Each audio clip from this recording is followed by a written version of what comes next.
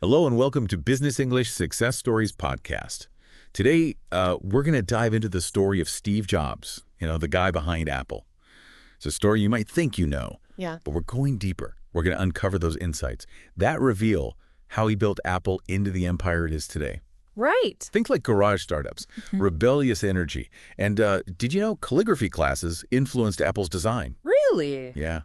And we'll even talk about the time Steve Jobs called up HP's CEO as a teenager just to land a summer job. Wow. We've got it all. So get ready, because we're about to explore the key elements of Steve Jobs' business success. Okay. We'll start with his early years, tracing the path from that iconic garage to the launch of the game-changing Apple II. Then we'll move on to his unique innovation philosophy, the art of those unforgettable product launches, and his almost obsessive focus on design and user experience. Oh, and of course we can't forget the impact of his leadership style and company culture, the reality distortion field. We've got a lot to cover, so buckle up. What's fascinating is that Jobs' story, it's not just a straight line to success, right? It's full of twists and turns and even a dramatic exit from his own company. Wow. But through it all, there's this thread of audacity, vision, and an almost uncanny ability to predict the future. It's like he could see what people would want before they even knew it themselves. Exactly. Okay, let's go back to the beginning. It's the early 1970s. Steve Jobs is a college dropout, collecting bottles for money. And, relying on free meals at the Hare Krishna temple. You wouldn't exactly picture this as the origin story of a tech titan, would you? It's interesting, though, how these early experiences, which might seem unrelated to his later success, actually played a crucial role in shaping his worldview. This was a time for him, a time of exploration. He was absorbing all kinds of influences, from Eastern spirituality to the art of calligraphy. Wow, that's a range. And these seemingly random dots would connect later on in really surprising ways. So you're saying those calligraphy classes planted the seeds for Apple's later obsession with typography and design. Precisely. Jobs was developing an aesthetic sense that would become so typical of Apple products. He saw beauty in the details, even in something as simple as a font. That's interesting. It wasn't just about aesthetics, though, right? He understood that good design could make technology more approachable. Absolutely. He wanted to make tech joyful to use. Okay, so this period of his life was about more than just, surviving. It was about developing a unique perspective Right. that would later inform his approach to business and innovation. Exactly. Speaking of innovation, let's talk about that legendary garage. Yes. So picture this. 1976, Steve Jobs and his friend Steve Wozniak, they're huddled in the garage, building what would become one of the first truly usable personal computers, the Apple I. It's such a classic image of, entrepreneurial spirit. The garage setting, it's almost a cliche at this point, but it represents something really powerful. The idea that great things can come from humble beginnings. Yeah. It's a reminder that you don't need a fancy office or a huge team to change the world. And they even priced the Apple I at $666.66. Really? Yeah. Talk about a quirky detail. That price tag wasn't some marketing ploy, It was actually Wozniak. He liked repeating digits. I see. He was the engineering genius behind the Apple I, and, he had a playful side. I love that. It shows that even in tech, personality and humor can make a difference. But, beyond the quirky price tag, there was a difference in how Jobs and Wozniak viewed their creation. Wozniak was a brilliant engineer. He saw the Apple I as this technical marvel. But Jobs, he was a visionary. He saw something more. He saw a tool to empower people, to make technology accessible. And to make the complex simple and beautiful. Exactly. That's a key difference, isn't it? One saw the technology, the other saw its potential to change the world. And that vision, combined with a Wozniak's technical brilliance, became the foundation of Apple's success. But they needed more than just vision and technical skills to build a company. Enter Mike Markkula, a seasoned investor who saw in Jobs the potential to create something truly revolutionary. Yeah. His investment wasn't just about the money. It was a vote of confidence, a belief in Jobs' ability to lead and to execute. Markkula brought not only financial resources, but also, business acumen and mentorship. He provided guidance and stability. Okay, so with funding secured and a shared belief in their mission, Jobs and Wozniak were ready to move beyond the garage and take their vision to the masses. But how do you go from building computers by hand to creating a product that can disrupt an entire industry? That's where things get interesting. This transition from a small startup to a major player is a pivotal moment in Apple's history. It's where that entrepreneurial spirit meets the realities of building a sustainable business. That's right, the Apple II is about to come out. And the world of personal computing will never be the same. It's a great example of how understanding the needs of your target market can lead to explosive growth. Exactly. But we'll dive deeper into the Apple II after a quick break. Stay tuned. Welcome back. Before the block, we were talking about Apple, transitioning from a small startup to a major player in the personal computer industry. And that brings us to the Apple II. It's 1977, and the Apple II hits the market.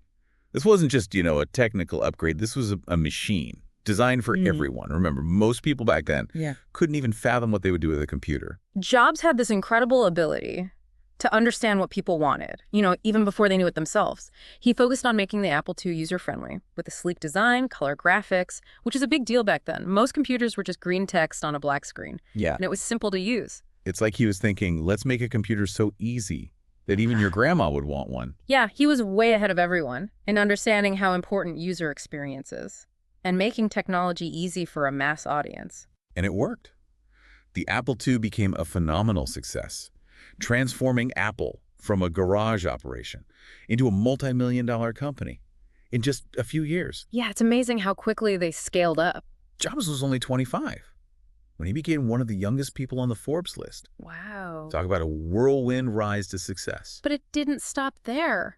Jobs was already thinking about what's next. He wanted something even more revolutionary, something that would really push the boundaries. And that's where the Macintosh comes in, a machine that would bring his vision of a computer for the rest of us to life. But before we get into the Mac, you mentioned earlier Jobs' ability to anticipate people's needs. He famously dismissed traditional market research. He said, people don't know what they want until you show it to them. Yeah. So how did he develop that intuition? Was it just a gut feeling or something more? It was a combination of things. Jobs was really immersed in technology and culture, always looking for inspiration.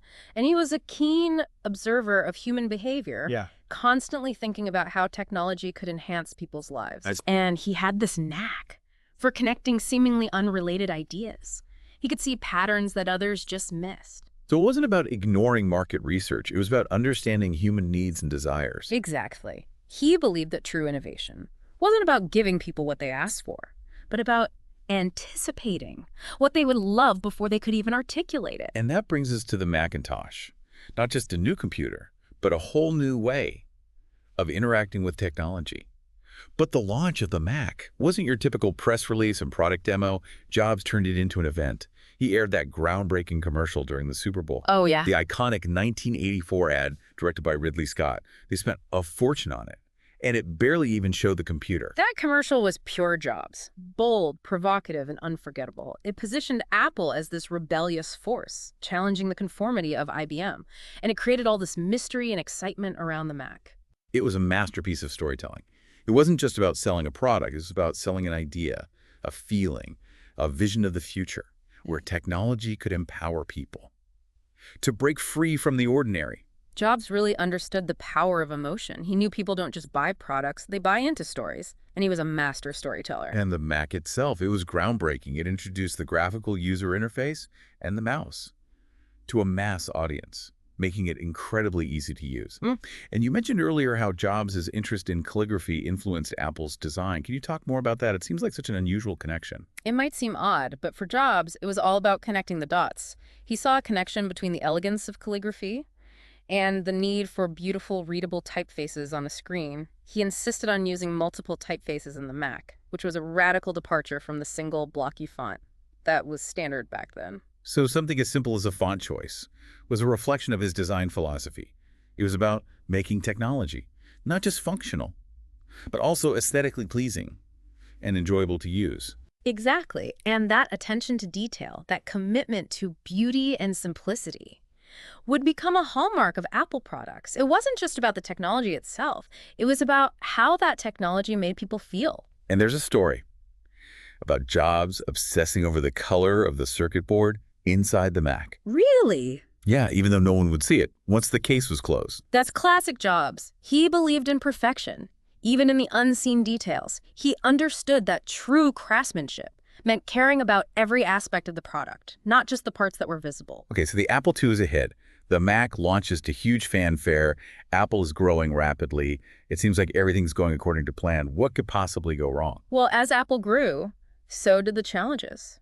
Jobs' leadership style, which was so effective in the early days, started to create some friction as the company expanded and, not everyone could thrive in that high-pressure environment. It's that reality distortion field Yeah. we hear so much about. Right. While it could be inspiring, it could also be overwhelming and exhausting for some. Right. It's true. Not everyone could keep up with his pace, and that unwavering commitment to his vision and those tensions eventually led to a power struggle that resulted in Jobs being ousted. Wait, he got fired from Apple. That's crazy. How could they fire the guy? Who built the company from scratch? It might seem unbelievable now, but that's what happened. It was a public humiliation that could have ended his career.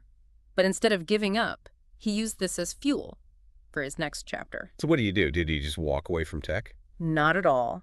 He founded NextT, a computer company that, while not commercially successful, would play a key role in his eventual return to Apple. And perhaps even more significantly, he bought a struggling computer graphics company called Pixar. Pixar, as in Toy Story. Pixar. The one and only. This was 1986, and computer animation was in its infancy. Pixar was far from the powerhouse we know today. They were making high-end graphics computers, not movies. So what did Jobs see in this company? He saw potential, raw talent and technology that, while not commercially viable at the time, held the promise of revolutionizing filmmaking.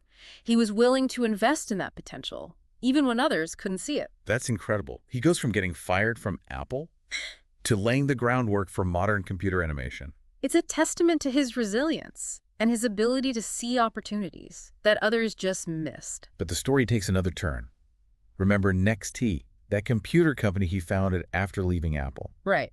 The one that wasn't a commercial success. What happened to it? Well, in a twist of fate, Apple, which was struggling, ended up buying NextT in 1997. And with that, Steve Jobs returned to Apple. This time, not as a young entrepreneur, but as a seasoned leader with new perspective and a desire to prove himself. This is getting good. It's like a comeback story. What was the state of Apple when he returned?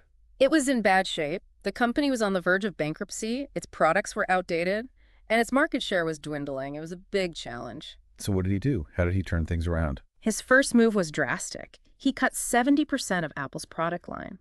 Whoa. He focused the company on just 4 products. It was a signal that he was serious about Apple's core values: simplicity, innovation, and excellence. Talk about a clean slate. That must have been tough. Killing off products, laying off employees. It was a risky strategy.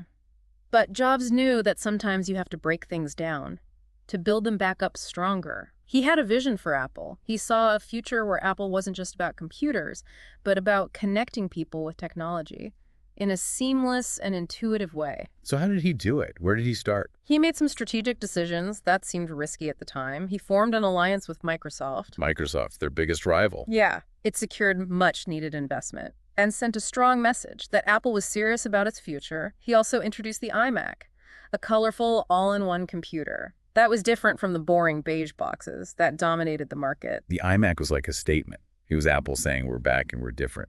Exactly. It showed Apple's renewed commitment to design and innovation. And it was a huge success. It became the best-selling computer in its category. So he streamlines the product line, forms an alliance with Microsoft, introduces the iMac. These are big moves. What comes next? Well, remember Pixar, that computer graphics company he acquired back in 1986 under Jobs' leadership. And with the creative genius of John Lasseter, Pixar was about to release a film that would change animation forever. Toy Story. Toy Story. The first fully computer-animated feature film. I remember seeing that. It was mind-blowing.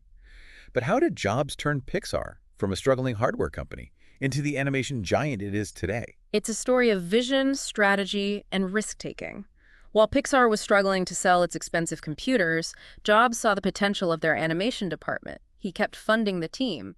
Even as the company was losing money, he believed their technology, combined with Lasseter's storytelling, could create something truly special. He was betting on the future of animation, even though that future was uncertain. Precisely. And that bet paid off big time. Toy Story was a critical and commercial success, launching Pixar to new heights and cementing its position as a leader in animation. It's amazing how he was leading Apple's comeback. And at the same time, guiding Pixar to create history. This is just the late 1990s.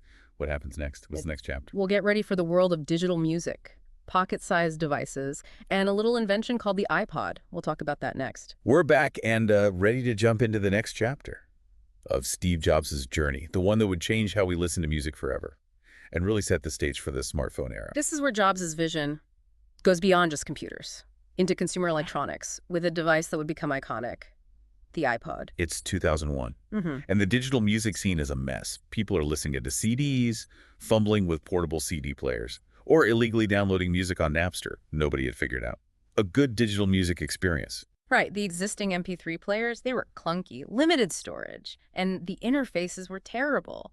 Jobs saw a chance to create something better, something that combined sleek design with user-friendly features. And that's how the iPod was born, a little white box that could hold your entire music library. Yeah. I remember getting my first iPod. It was like magic. Thousands of songs in my pocket. The iPod was a game changer. It wasn't just the tech, it was the whole experience. Jobs focused on every detail, the smooth finish, the click of the scroll wheel. He understood people wanted more than just a gadget. They wanted a product that felt good, that was easy to use, and fit seamlessly into their lives. And he didn't stop there, right? He built a whole ecosystem around the iPod with iTunes, which completely changed how we bought and managed music. The iTunes store was brilliant. Jobs got the music industry to embrace digital distribution, selling individual songs for 99 cents. Consumers got a legal way to buy music, and the music industry had a new way to fight piracy. It was win-win. The iPod and iTunes were a huge success, selling millions, and Apple became a leader in consumer electronics. But Jobs wasn't satisfied. He was already thinking bigger. The mobile phone industry. This is 2007. The smartphone market is just starting. BlackBerry and Nokia are the big names. Their devices were focused on email and business. Think tiny keyboards, clunky interfaces, and very limited features. Not the smartphones we have today. So how did Jobs approach this? Did he try to compete head-on? Not at all. He saw a chance to reinvent the smartphone, to create something that went beyond calls and emails. He imagined a device that combined the power of a computer with the ease of a mobile phone, all wrapped up in a beautiful and user-friendly design. And that vision led to the iPhone. When Jobs unveiled it in 2007, it shocked the tech world. It looked futuristic, with its large touchscreen, sleek design, and a revolutionary interface. The iPhone wasn't just a better smartphone, it was a whole new category. It was a computer in your pocket, an internet device, a media player, and more. It's easy to forget. But back then, a phone without a physical keyboard was radical. People didn't know how you could type on glass. Jobs' new touchscreens and smart software could create a more natural experience than those tiny keyboards everyone was using. Of course, behind the scenes, developing the iPhone was tough. There were technical problems, battery life, software glitches. But Jobs pushed his team. He demanded perfection. He wouldn't compromise his vision. That's what made him successful, that dedication to excellence, even when things were hard. He knew that great products require risk, pushing boundaries, and never settling. And the iPhone wasn't just tech. It was a design triumph. The sleek design, the single button, the easy touch interface. It was all so well done. Jobs' obsession with design was clear in every detail, from the phone to the packaging to the stores. He understood that in a complex tech world, simplicity and beauty were essential. He wanted Apple products to be more than just tools. He wanted them to be desirable. The iPhone was a success. Like the iPod, it sold millions in Vatigas and changed the mobile phone industry, setting the standard for smartphones. And with the App Store in 2008, Jobs created a whole new digital economy. He gave developers a way to create apps that extended the iPhone's functionality. The App Store made the iPhone more than a phone. It became a platform for everything: creativity, entertainment, productivity, and more. It paved the way for the app-driven world we live in. Jobs had this amazing ability to create products that didn't just meet needs, but created new markets. He shaped the future. It's incredible how much Steve Jobs changed our lives, from computers to music to how we communicate. His vision is everywhere. His legacy is more than just the products. It's his pursuit of excellence, his belief in design and innovation, and inspiring people to think differently. Steve Jobs' story shows us that one person with a vision can change the world. His words, "Stay hungry, stay foolish," are powerful. They remind us to never be satisfied, to always push boundaries, and to never stop dreaming. What a journey. It's been fascinating to learn about Steve Jobs. If you enjoyed this deep dive, subscribe to the podcast, like this episode, and share it. We want to hear your thoughts on Steve Jobs. Leave a comment. And remember, Stay curious, keep learning, and try to make a difference. Thanks for joining us. We'll see you next time for another deep dive into business success stories.